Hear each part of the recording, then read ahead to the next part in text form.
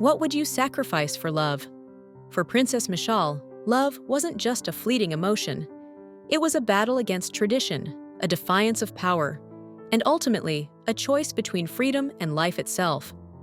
Her story is one of forbidden romance, dangerous rebellion, and a chillingly public fall from grace.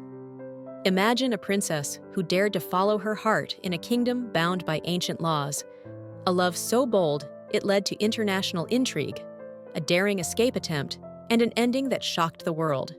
What truly happened on that fateful day in 1977 at Jeddah Airport?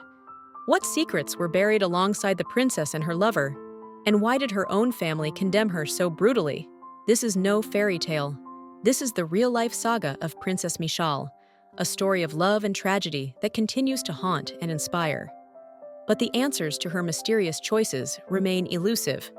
Watch the video to the end to find out the answers to these questions. Let's get started. Princess Mishaal bint Fahd Al Saud was born in 1958 in Jeddah, Saudi Arabia, to Prince Fahd bin Mohammed, and she was one of the many granddaughters of Prince Mohammed bin Abdulaziz, a son of King Abdulaziz of Saudi Arabia, and the older and only full brother of King Khaled. As a child, Mishaal was heavily loved by her family, especially her grandfather, who was a very senior member of the royal family. Whatever she wanted, she got it so long as she was always following the values and laws upholded by the Al Saud family and the country. Mishaal was a favorite, which was why it came as no surprise when she requested to school abroad.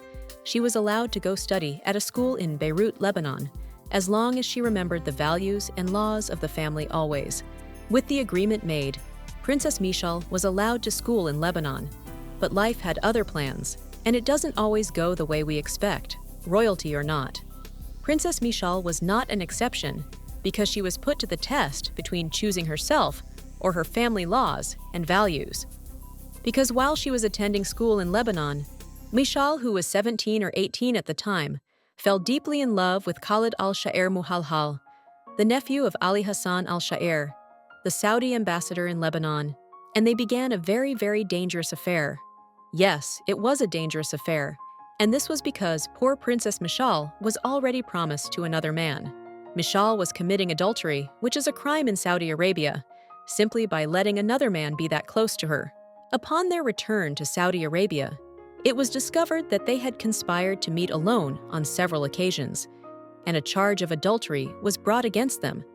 But despite the love she received from her grandfather, he was not going to pardon the dishonor she brought to the family, and that is when things began to go really sour for the lovers. But Princess Mishaal was more rebellious than her grandfather thought, and she crafted a well-thought-out escape plan just so she and lover could live freely. But it seems the plan wasn't that well thought out, because it brought terrifying consequences. But what was her escape plan, and why didn't it work out? In the mid-1977, lovesick Princess Mishaal made a daring fugitation effort to leave the country with her lover, Khaled. And in order to successfully do that, she had to firstly fake her own death. Mishaal faked her own drowning, scattering some belongings along a rooftop, pretending to have taken her own life. But she made a mistake. Princess Mishaal stayed in the country for 4 days after her fake drowning.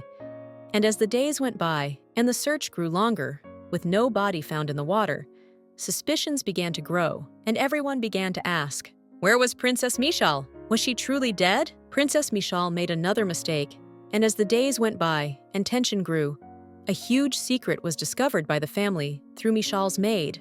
Mishaal's maid was scared as tension kept rising, and the question about Mishaal's real whereabouts began to linger.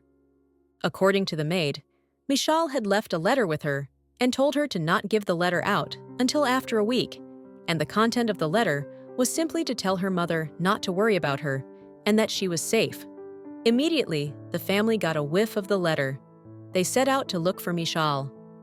On the day of the escape, Mishaal chopped off all her hair and disguised as a man so she could fly out of the country with her lover, Khaled. But the country was already on high alert, and she was recognized by a passport examiner at Jeddah Airport.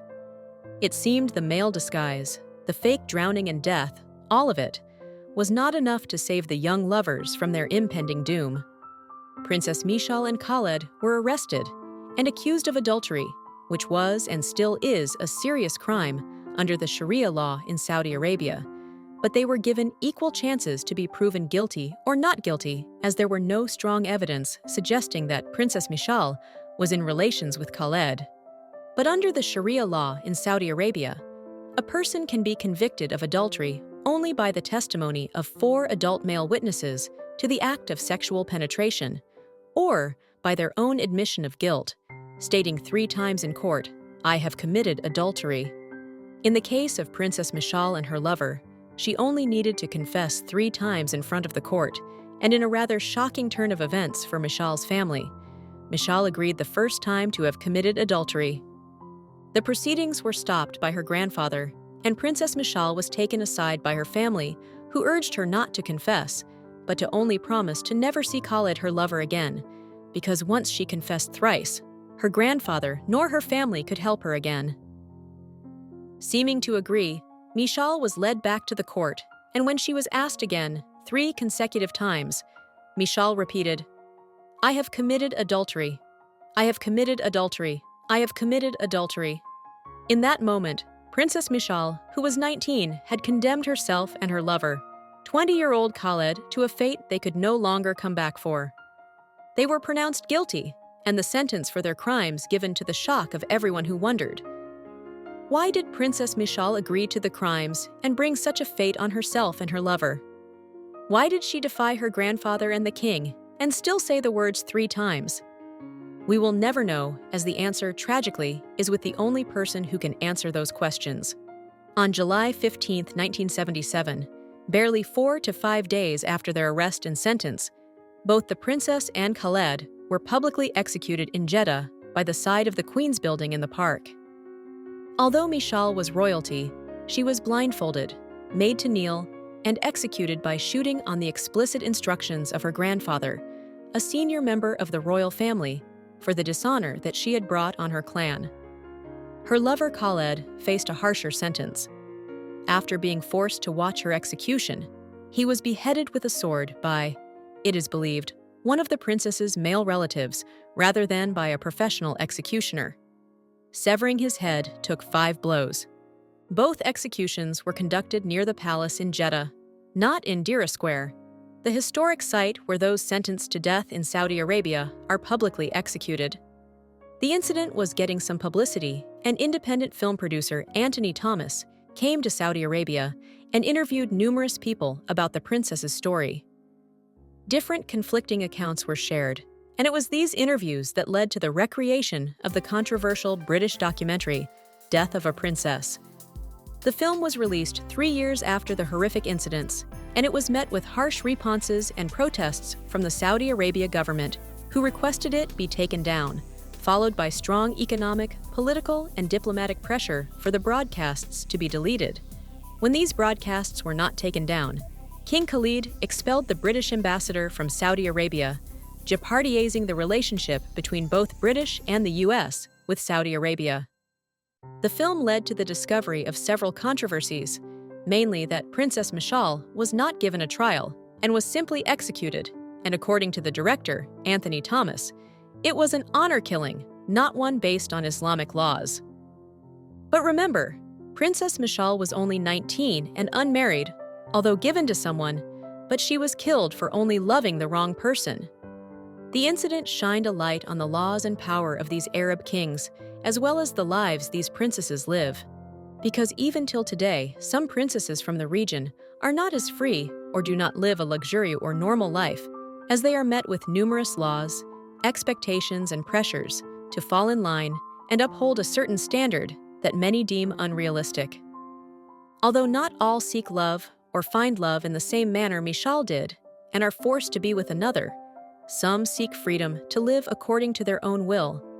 And although Princess Mishaal's death was many years ago, she is an inspiration to a number of them and other women around the world who wish to escape whatever cage they are in, even if a fate like Mishaal's looms over their head.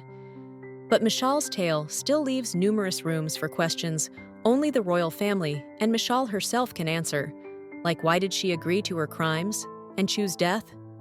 If there was no trial, why then was she executed and in the location which she was?